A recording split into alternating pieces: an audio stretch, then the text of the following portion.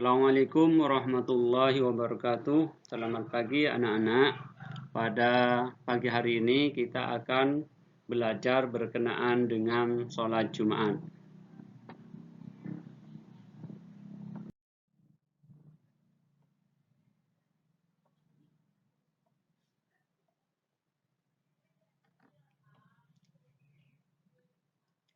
Di dalam sholat Jumat ada beberapa pengertian sholat Jumat. Bagaimana kalian nanti bisa mengetahui apa itu sholat Jumat dan juga dasar-dasar dari hukum sholat Jumat.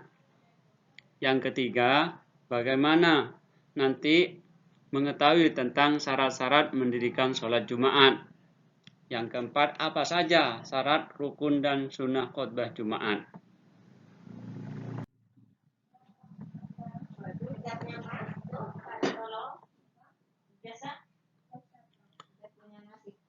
Tujuan permasalahan di sini, yang pertama, mengetahui pengertian sholat Jumat.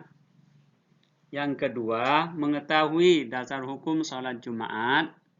Yang ketiga, mengetahui syarat-syarat mendirikan sholat Jumat.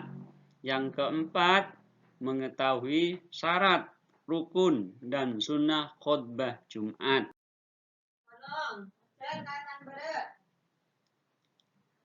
Pengertian sholat Jumat sebagaimana telah disinggung tadi, sholat Jumat adalah sholat wajib 2 rakaat yang dilakukan di hari Jumat secara berjemaah dan didahului dengan 2 khutbah. Sholat Jumat merupakan fardu ain bagi setiap laki-laki dan sunnah bagi perempuan.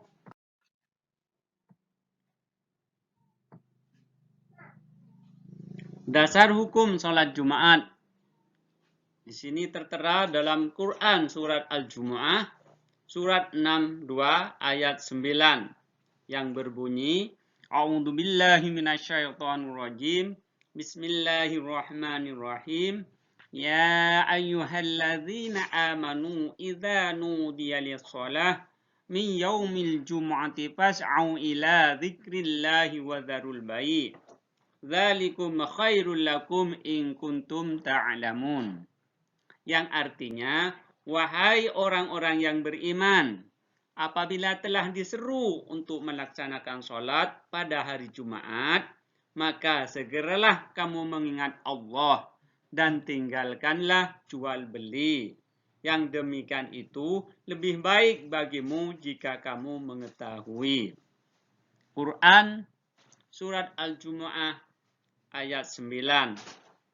Juga yang kedua, dalam hadis Abu Dawud dan Hakim, juga di sana dijelaskan, sholat Jumat itu hak yang wajib dikerjakan oleh tiap-tiap orang Islam dengan berjemaah, kecuali 4 golongan orang, yaitu hamba sahaya, budak, perempuan, anak-anak, dan orang sakit.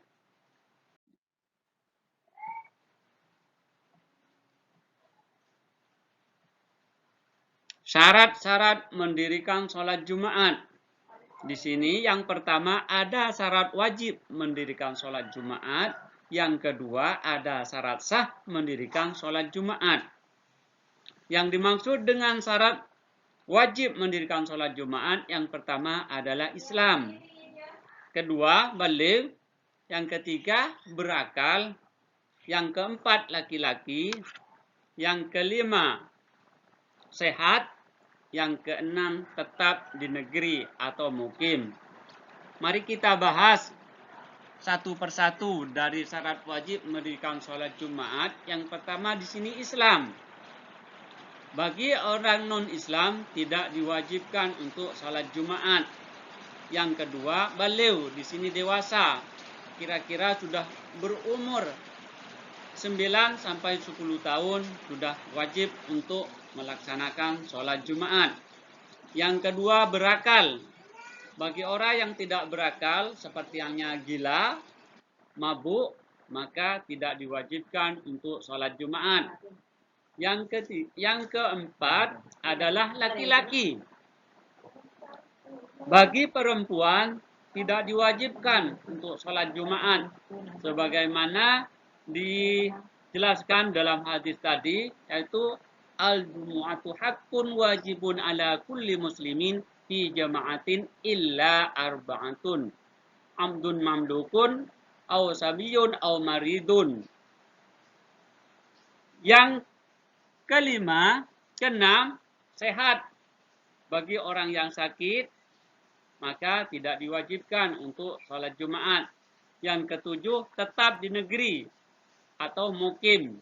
Bagi orang yang perjalanan jauh atau orang musafir, maka tidak diwajibkan sholat Jumat, tapi tetap harus melaksanakan sholat zuhur. Yang kedua, syarat sah mendirikan sholat Jumat. Di sini, yang pertama, sholat Jumat harus dikerjakan di pemukiman yang penduduknya tetap, baik di kota maupun di desa-desa. Jadi bagi orang yang hanya berkunjung ke suatu tempat dan tidak bermukim, maka di sana tidak sah melaksanakan sholat Jumat. Contoh, bagi orang yang bekerja di suatu ladang di daerah hutan, orangnya tidak menetap tiap hari pulang, maka sekalipun sudah banyak orang di sana, tetap tidak sah mendirikan sholat Jumat, kecuali sudah orang-orangnya menetap semua. Yang kedua, sholat Jumat dikerjakan secara berjemaah. Jadi tidak boleh orang melakukan sholat Jumat hanya sendirian. Contoh, ada seseorang yang ketinggalan, tidak menututi terhadap waktu sholat Jumat, maka tidak harus sholat Jumat, tapi harus sholat zuhur. Yang ketiga, sholat Jumat dikerjakan pada waktu zuhur di hari Jumat. Maka tidak boleh sekalipun ada halangan apapun di hari Jumat, tidak boleh ditunda ke hari-hari yang lain. Yang keempat, sholat Jumat didahului dengan 2 khutbah. Ini bedanya dengan sholat Idain. Kalau sholat Idain, maka sholat dulu baru khutbah dibacakan. Tapi kalau sholat Jumat, didahului dulu. Berarti khutbah dulu baru sholat Jumat. Yang selanjutnya, syarat, rukun, dan sunnah khutbah. Ini sudah berkenaan dengan pelaksanaan khutbah. Syarat 2 khutbah. Yang pertama di sini adalah 2 khutbah sholat Jumat dimulai sesudah tergelincirnya matahari. Jadi tidak boleh dilakukan di pagi hari atau di sore hari. Maka harus sama dengan waktu zuhur, sholat zuhur. Yang kedua, khutbah dilakukan dengan berdiri jika mampu. Yang ketiga, khotib melakukan duduk di antara 2 khutbah. Yang keempat, khutbah dilakukan dengan suara yang keras.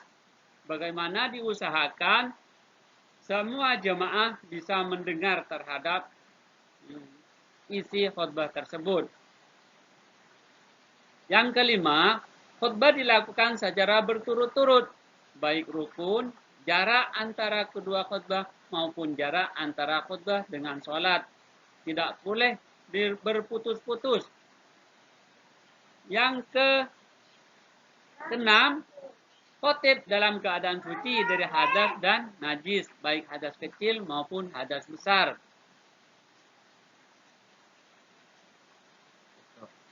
Yang ketujuh, khotib menutup aurat, sebagaimana auratnya laki-laki dari pusar sampai lutut.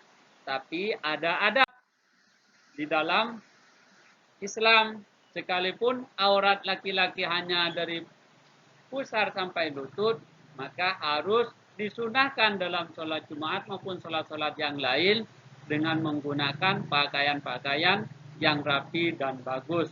malah disunahkan memakai pakaian yang berwarna putih. Rukun 2 khutbah. Yang pertama, membaca hamdalah. Yang kedua, mengucapkan 2 kalimat syahadat.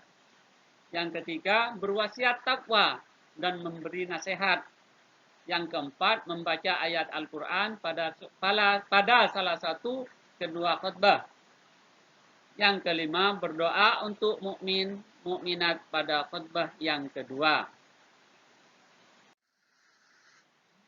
Sunnah yang terkait dengan khutbah. Yang pertama, khutbah dilakukan di atas mimbar, lebih tinggi dari jamaah. Kalau sekarang sudah mimbar di masjid-masjid sudah mentereng semua, sudah seperti kerajaan, kedudukan raja. Yang kedua, khutbah dilakukan dengan kalimat yang fasih. Maka bagi khotib harus memilih orang-orang yang sudah fasih bacaan Al-Qur'annya. Yang ketiga, khotib hendaknya tetap menghadap banyak orang. Tidak boleh bertolak-toleh ke kanan ke kiri. Yang keempat, membaca Al-Ikhlas sewaktu duduk di antara dua khutbah, yaitu membaca Qul huwallahu ahad, Allahu samad, lam yalid wa lam yulad wa lam yakul lahu kufuwan ahad. Yang kelima, menertibkan 3 rukun, yaitu bacaan hamdalah, salawat, dan wasiat takwa. Selanjutnya, jemaah sholat Jumat hendaklah diam serta memperhatikan khutbah. Maka tidak boleh ada yang berbicara atau masih membaca Al-Quran kalau sudah khutbah dimulai. Disunahkan khutib memberi salam. Yang terakhir, disunahkan khutib duduk di atas mimbar setelah salam pada saat azan dikumandangkan oleh Bilal. Demikianlah pertemuan pada saat ini. Mudah-mudahan ini menjadi tambahan ilmu yang berkah dan manfaat. Dari saya, wassalamualaikum warahmatullahi wabarakatuh.